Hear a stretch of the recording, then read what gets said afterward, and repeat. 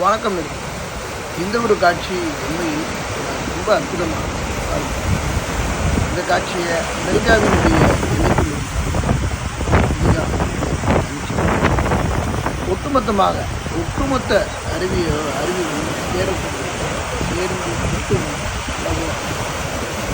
இந்த இடத்துல நீங்கள் பக்கத்தில் நின்று அதனுடைய சாரல் அடித்து குற்றால அருவியில் குளிக்கிறது போது இந்த அனுபவத்து இந்த தண்ணியினுடைய சாரம் ரொம்ப அதிகமாக இப்போ நம்ம பார்க்கும்போது தூசியாக பறக்குது.